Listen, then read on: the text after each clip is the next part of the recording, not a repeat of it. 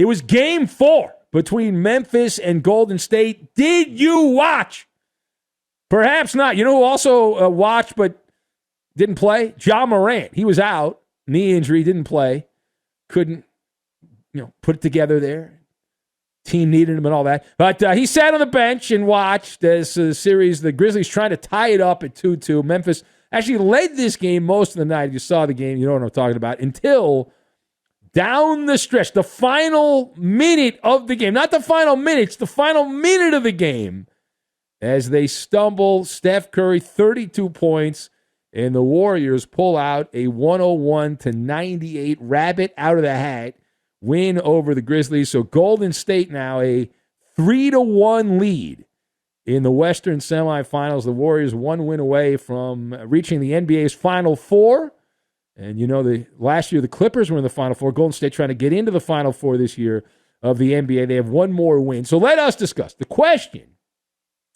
Are the Grizzlies done in this series against the Warriors? Yes, no, maybe so. And the answer is yes. Yes, yes, yes to infinity and beyond. As far as this series is concerned, I've got breakfast cereal, Dennis Green, and Pyromaniacs.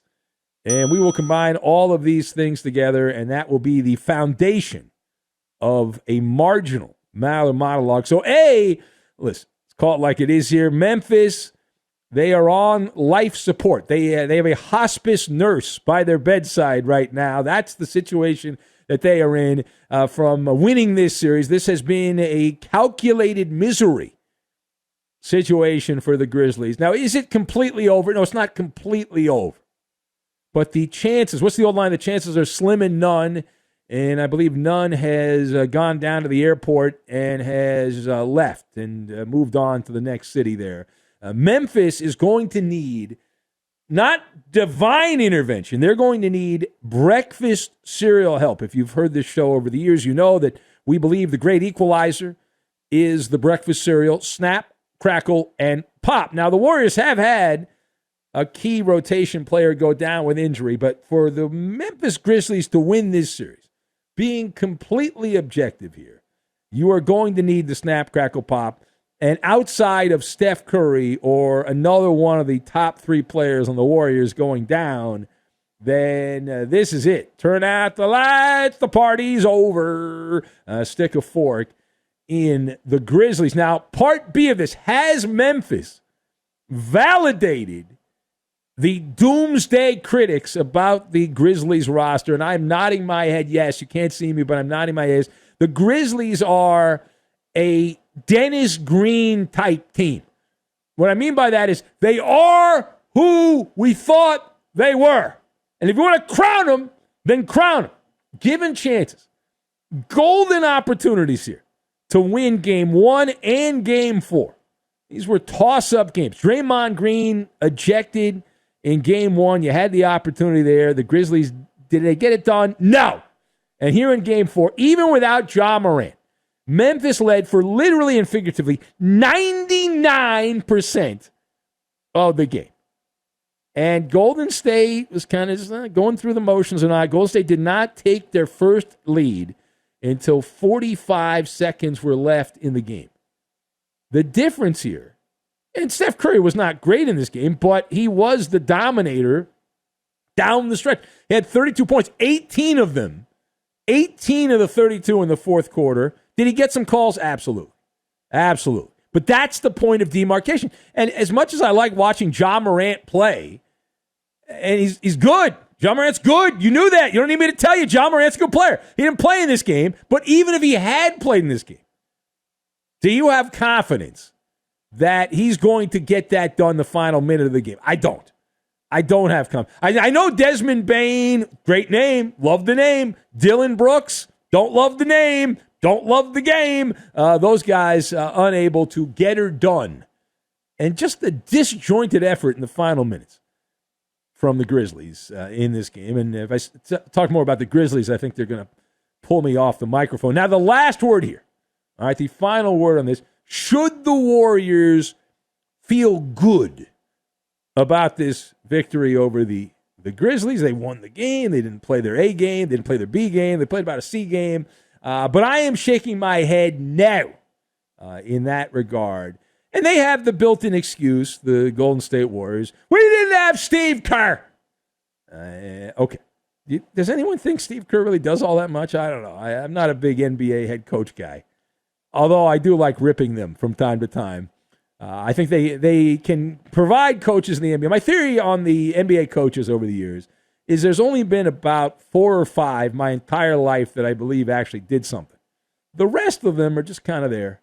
They're playing the role. They are the conductor, if you will. In theory, you go to see an orchestra and you have the conductor up there and they're pointing and they're doing all the gyrations, but they're not actually playing the music. The people with the instruments are playing the music. And NBA coaches can often do more harm than any real positivity. But I don't think Steve Kerr is some kind of basketball savant.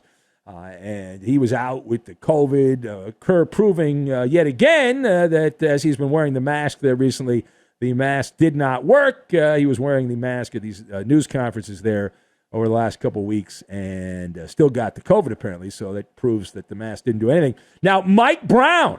How about Mike Brown? Mike Brown, who was named the head coach, the next coach to be fired by the Sacramento Kings. It's one of the great temp jobs. You get 3 or 4 year contract. You coach a year or 2, and then you get a bunch of severance money. The only bad thing is you can't trash the Sacramento Kings because you're still getting paid. So Mike Brown took that great deal. He'll go to Sacramento. He'll coach a year or 2. They'll be mediocre. Anyway, he was the interim coach. But Golden State, lackadaisical. Lackadaisical, that would be the way I would describe it. We're about 95% of the game or so. They were just sloppy. Klay Thompson, he's a splash brother. He was a brick brother in this game. He was a Freemason. 6 of 20 from the floor. 4 of 14 from three-point range. You're not supposed to talk about that. You got to hush up when Klay Thompson plays poorly. Only when he plays well, you do the whole razzmatazz and all that. When he plays bad, don't talk about it. Jordan Poole, remember Jordan Poole early in the playoffs? This guy was amazing against the Denver Nuggets.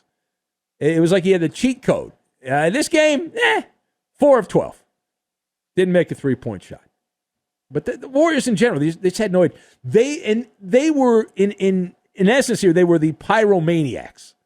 Because the Grizzlies, without their top player, Ja Morant, were controlling the tempo of the game. And they had the lead for 99% of the game, so the Warriors, therefore, were pyromaniacs. They were playing with fire. Now, in the end, they got the win, and no one will bring this up, and people forget all about it. However, being the overnight gas bag that I am, and a distant relative of the great Nostradamus and friend of Nostradamus, what I see here in the future is a problem for the Warriors from this game, a game they won. Memphis was able to do something that created a lot of problems for the Warriors. And if you will, to steal the term from a very popular cartoon, this was Kryptonite. This was the Warriors' Kryptonite in this game. Steven Adams and the interior players for the Grizzlies, Adams been out, but Adams in this game doing the grunt work here, and there was a weak link that was exposed for Golden State. And I promise you, going forward, now Memphis is done. They're not going to come back outside of some dramatic injury to the Warriors that hasn't yet happened.